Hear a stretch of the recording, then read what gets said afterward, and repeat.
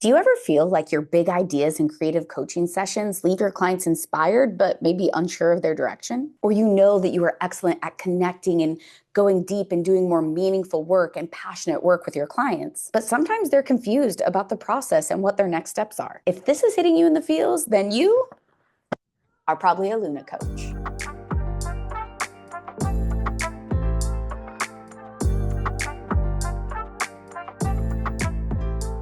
Ah, the creative mind, full of ideas. It's intuitive, it's insightful, it thinks outside of the box and comes up with creative solutions to all of your challenges.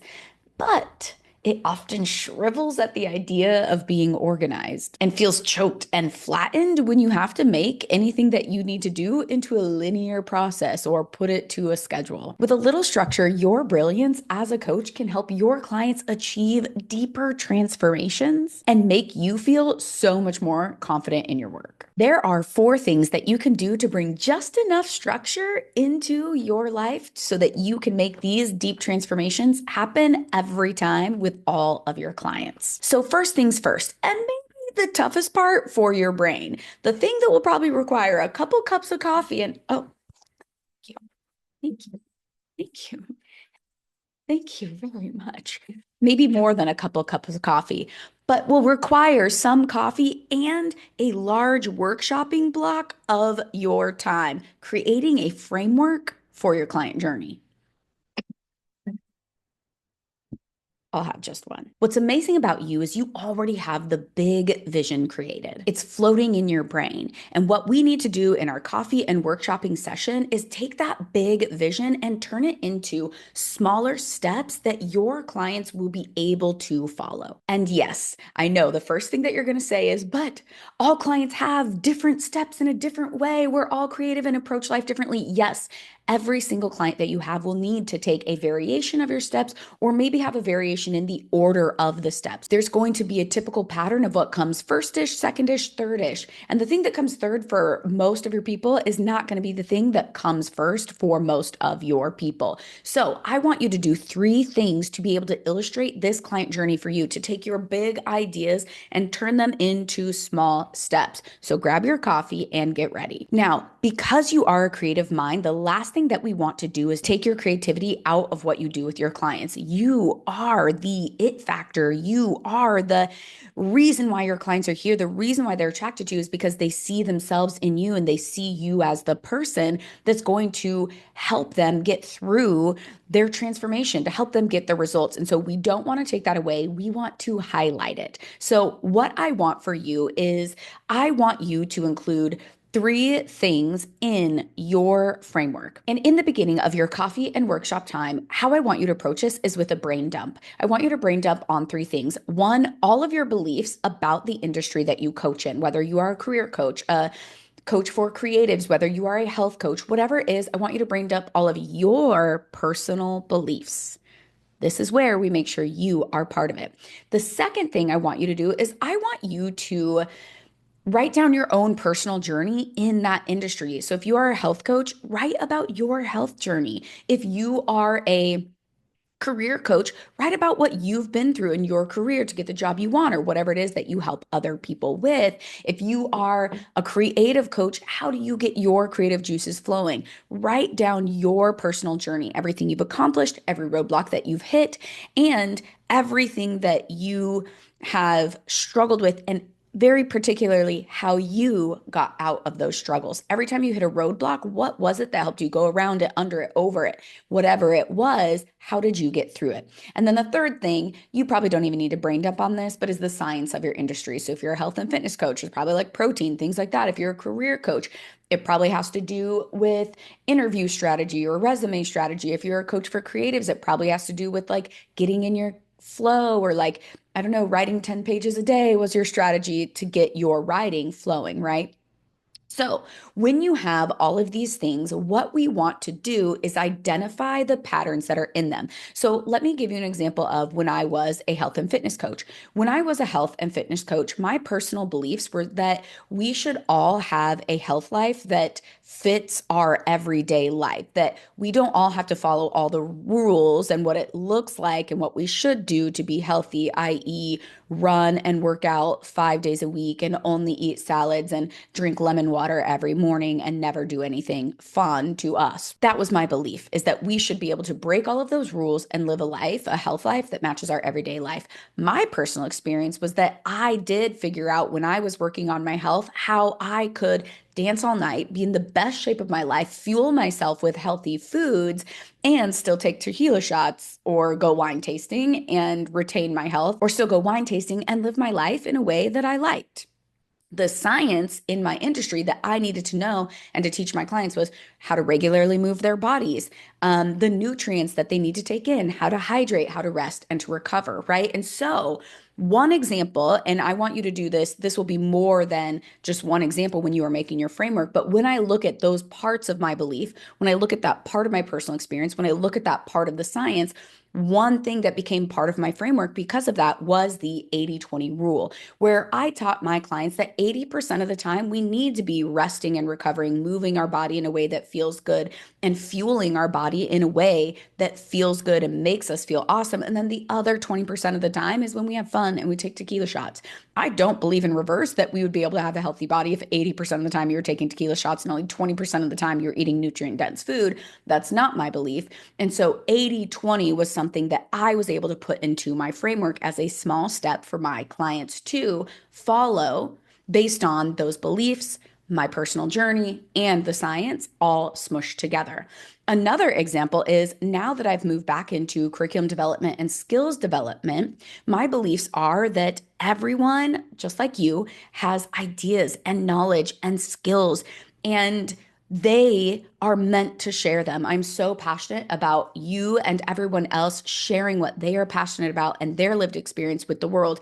And I also believe that you, in order to be successful and in order to be a great coach for your clients, you also have to have coaching skills along with your passion and along with your knowledge.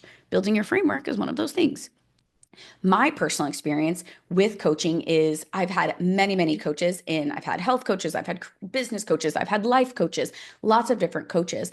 And I have found for me, the most thing that was stifling was every coach that gave me a blueprint or every coach that gave me a framework or something they expected me to follow to the T that didn't fit my life and didn't fit my strengths at all, right? And then the science behind what I teach my clients, the science that I believe in coaching are autonomy-based coaching strategies. So what does that do for me? Well, so the pattern here that I'm seeing between all of those things is that I believe everyone needs to have a unique framework and processes that use their skills and experiences to walk their clients through. So that's what I teach my clients to do, right? So even part of what I'm teaching right now, that's an exact example of why you need to have your beliefs and your lived experiences as part of your framework. It's based on my personal framework of my beliefs and my personal experience right there. My frameworks for my health coaching, my frameworks for my skills development program, they are all built not just on science, on fact, on theory, on data, on case studies and information to prove these strategies, but they are also built on my beliefs and on my personal experience and strategies that I've used too. And that's some of the stuff that has been the most powerful. And for you specifically, as a Luna coach, as a visionary coach, this is where your creativity gets to be retained and shine and live and definitely not be forgotten like you fear when you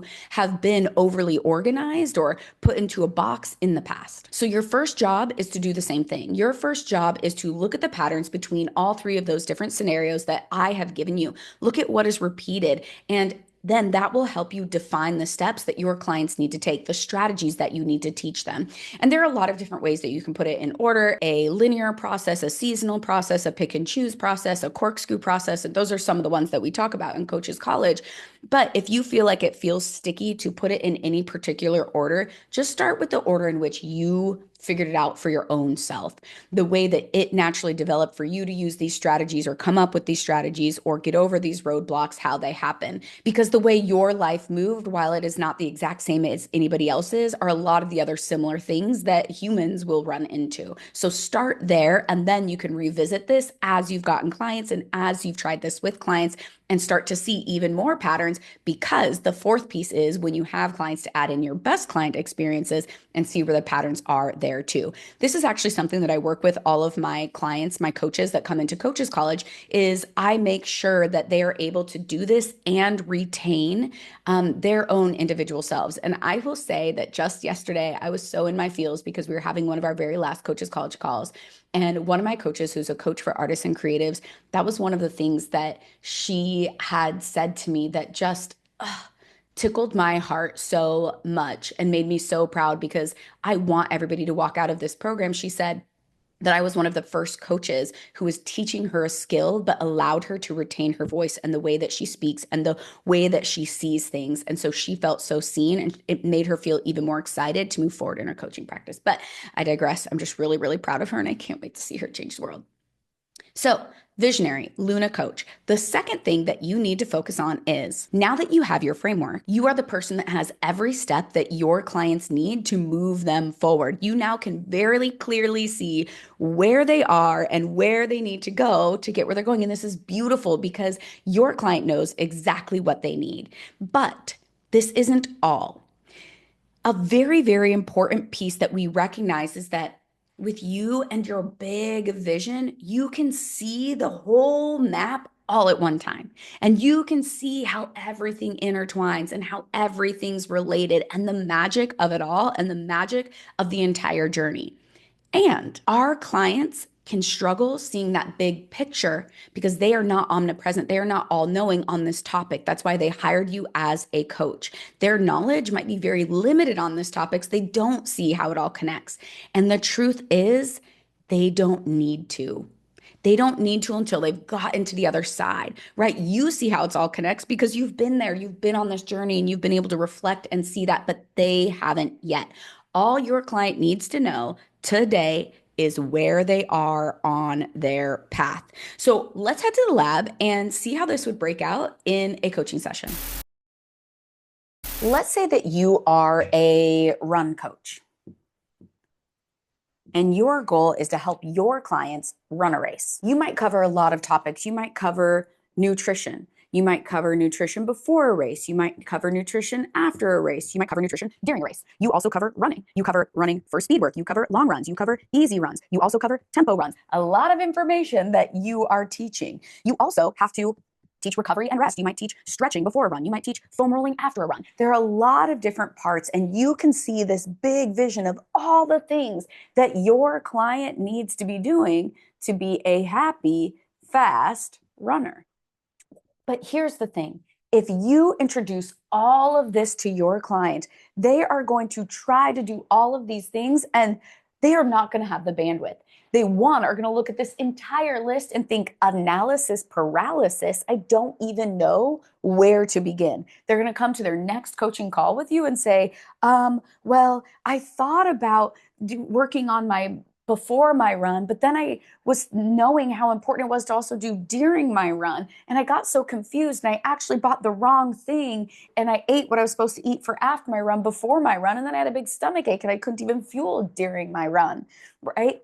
They're going to have it all mixed up and not know which step to take when they see that big vision all at one time. And or when we are learning something new, I want you to think about when you very first were beginning to navigate all of this. Remember, we are going to your personal transformation and the experience that you also had. When you first navigated this, maybe the first thing you thought about was like being fueled before your run.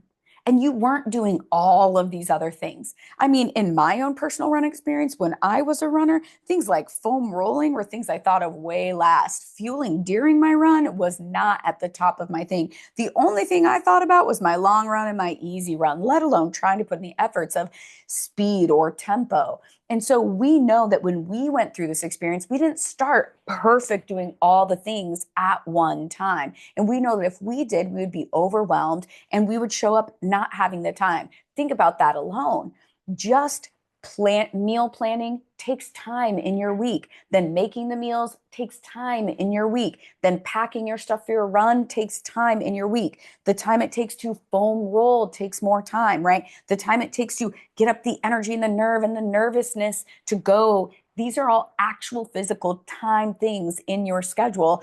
And imagine if all of doing all of this was an extra 6 hours a week, it would be so hard just to invent 6 hours when you've never done it before. And even if they were to find the 6 hours and they were to all put that in there, doing that when you just are inventing that 6 hours out of nowhere all of a sudden will lead to burnout and exhaustion because it's going to be such a change of their life, such a change of their brain, and such a change of their energy. So instead, it makes sense when we think about if this is part of your framework as a run coach, if this is part of your big vision as a run coach, it makes sense that when we deliver it in an order with one or two things to work on at a time. And again, I kind of put arrows by my own personal experience when I started running, but I want you to base this on the timeline of your personal experience. What do you believe your personal experience plus also the science behind running?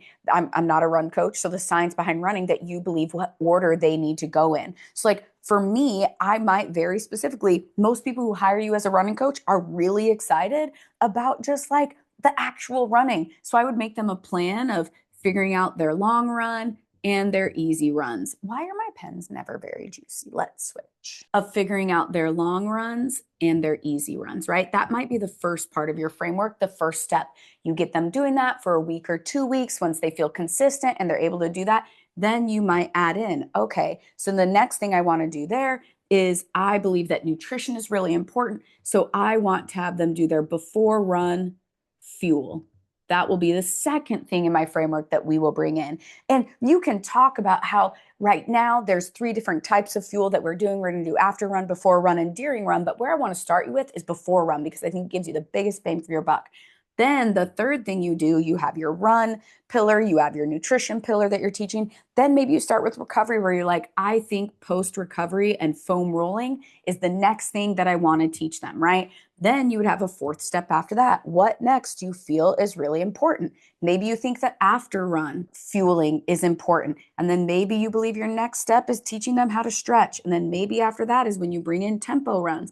And then maybe after that is when you bring in speed runs. And then maybe after that is when you bring in your during run fueling. But you start them with one thing. And then when they get that, then you can move on to the next thing. And when they get that, then you can move on to the next thing. And then you can add. And what you'll see is they'll be going down, checking off the pieces of your framework step by step by step in a way that makes them feel empowered, in a way that can fit into their life and ease them to eventually then they have the entire vision is part of their life. And then you're coaching them on keeping that vision going. When you do it this way, your client will learn, they will have their brain focused on one thing, so they'll actually get all of the information that they really truly need in order for them to have their transformation and take this in and apply it in their life. And then if they come to the session with a struggle, you'll be able to zone in and be like, I know the struggle has to do with their long run and their easy run. But if you were applying all of this and they came back with a struggle, you would have no idea what to focus on. They'd be like, I couldn't do any of it.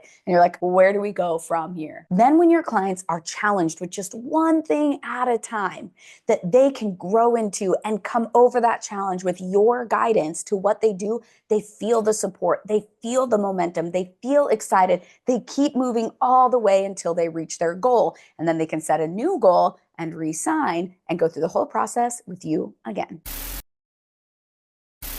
In coaching, I am a firm believer that one thing that's so important is to stay in our zone of genius. And you, visionary Luna coach, I know you don't think organization, schedules, planning, time, color coding, lists, checklists, all of that is your zone of genius. So this is the third thing that I want you to focus on to just be able to give all your clients a kick-ass experience. I want you to take the things that are out of your zone of genius that organization, systems, planning, all of that, scheduling, and make it simple and make it easy. I want it to be something that you hardly spend any time at all. This is one of those places where people say outsource or delegate is actually really important. When we can take the things that would take us hours and hours and hours to do and just like boggle our brain and hand them to somebody else to organize for us, that would be really fantastic. And even then, even if you don't hand it to a person, one thing that I suggest very, very strongly that you do is get on board with some automations. Automations have been my very best friend, and I like to organize and I like to plan and I like to schedule. But let's be honest, when you have 10 clients, 20 clients, scheduling manually every time is going to take so much of your time. And for somebody who is not even in your zone of genius, that's going to drain all of your creativity and just zap it and suck it out of you, which is the last thing that we want for you because it's your superpower and we want your superpower to stay. So we want to make sure that you have automation set up that will benefit you, your business, and your client have the smoothest experience as possible. Now, if you don't want to set them up, I can link very specifically Sam, my support wizard, has set up all of mine, all of my onboarding, all of my systems so that I don't have to worry about them. She creates them, she sets them, we forget them. And if something goes wrong, she fixes them because Lord knows I'm not going to. And so I will put her information in the description box down below, but you can hire somebody like my support wizard or anyone who knows operations like she does. If you have a system, regardless of whether you have somebody else do it or you spend the time to set it up, in the very beginning of my coaching career, before I could afford hiring someone else, it was something that I did myself. And once you have a system, let's say for your onboarding, you write an email once, you set up your automations one time, and let's say you write an email and it has an email with a link to the contract they need to sign. That same email has a link to their onboarding documents, and it also has a link to your community channel, your Slack, or whatever. And when somebody signs up and they purchase, you have an automation, whether that's set up through Stripe, Thrivecart, Zapier, wherever you are working. When they make that payment, it automatically sends them that email, and then they sign in. And all you have to do is send them the link to pay. Easy. And you set it up one time and you don't worry about it ever again. All you have to do, and this is the fun part where you get to be you in this, is make a vision of what you want it to feel like when your client is onboarding. How, if you could give like 3 words to define how you want your client to feel, what can you put in that? If you want your client to feel excited and motivated, how can your email feel excited? Maybe when they open it, confetti pops, right? There's a gif of like confetti, or I've had one where I used to like open a bottle of champagne. It was actually me. I had it turned into a gif. And so when they open it, that's what it was, the celebration right there. And so you get to take your vision and then just have fun visioning how you want it to feel, how you want it to look, put it into a system one time, like I said, with Zapier, ClickUp, whatever softwares you use, and voila, it's like magic. Your clients will experience that every time without you having to redo it every time. And it's not just your onboarding, it's auto payments and invoices, reminders for calls or different things like that, uploading call recordings after if you save them for your coaching sessions or anything like that.